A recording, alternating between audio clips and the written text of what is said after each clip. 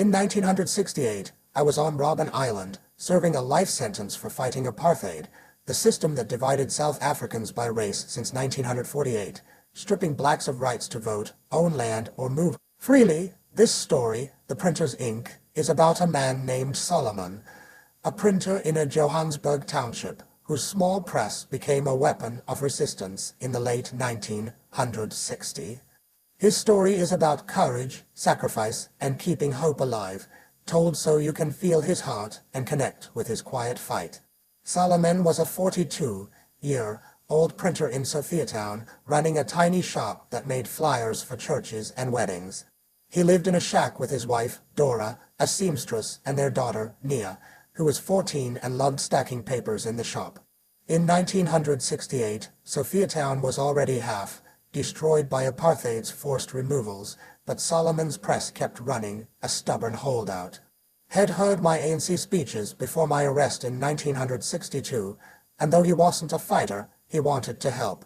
After the ANC was banned, he started printing secret pamphlets for our underground network, hiding them behind stacks of hymn sheets.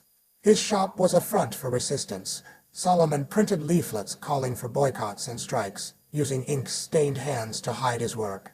Dora sewed bags to smuggle the pamphlets, and Nia, quick and clever, slipped them into market baskets for ANC contacts. One night, Solomon printed a flyer with my 1964 trial speech, where I said I'd die for freedom. He hid it in a fake order for a church, knowing it could reach hundreds. His careful work reminded me of my fugitive days, dodging police with sharp thinking. Police patrolled Sophiatown, sniffing out rebel printers. Solomon kept his press running late, the hum covered by radio static. When an officer stopped by, asking about orders, Solomon showed him wedding flyers, smiling as he hid ANC papers under a table. Dora distracted the officer with tea, her calm steady as stone. Their bravery was like my wife Winnie's, who kept our fight going under house arrest. Solomon's shop also gave free flyers to families hit by evictions, helping them find new homes.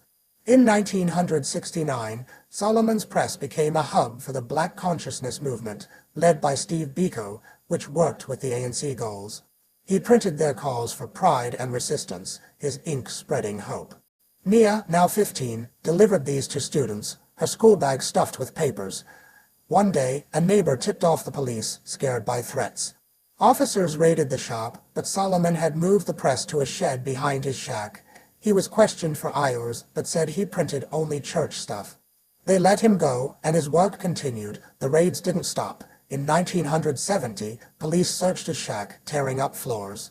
Dora hid the latest pamphlets in a sewing box, and Nia stood guard, pretending to play with friends. Solomon's heart sank, but he kept printing, moving his press to a friend's basement. He told Nia, "Ink is our voice, thee can't silence it."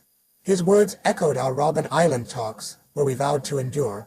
His flyers reached townships, sparking small protests that grew louder. By 1971, Solomon hid a young activist, wanted for spreading Biko's ideas, in his shed. He fed him and printed fake IDs to help him escape. Nia helped, slipping the IDs into a market basket. When police burned the shop in 1972, Solomon rebuilt with scrap wood, his hands shaking but firm. He said, "They'd burn my press, but not my fight." On Robben Island, I heard of printers like him through new prisoners, their courage alight in our cold cells. In 1976, during the Soweto uprising, Solomon's pamphlets spread news of the student protests, urging people to join. Nia, now 22, helped organize marches, inspired by her dad. When police arrested Solomon in 1977, holding him for a month, he stayed silent, protecting his network. Released, he printed again, his shed a secret hub. His family gave ink and paper to students, keeping the uprising's fire burning. His story reached me in Pulsemore, a spark of hope. By the 1980s, Solomon's health faded from years of stress, but he taught Nia to run the press. She kept it going, printing calls for sanctions against apartheid. When police raided again in 1985, Solomon hid the press in a neighbor's attic, fooling them with old hymn sheets. Dora rallied the township to protect their home, their unity like the 1952 Defiance Campaign, ID helped lead. In 1990, when I was freed, I visited Sophiatown's ruins, meeting Solomon and Nia. He gave me a faded pamphlet with my trial speech, saying, "This was our ink, Madiba." As president in 1994, I thought of him when we supported small businesses, wanting printers like him to thrive. Solomon and Nia opened a new shop, teaching kids to print and fight for justice.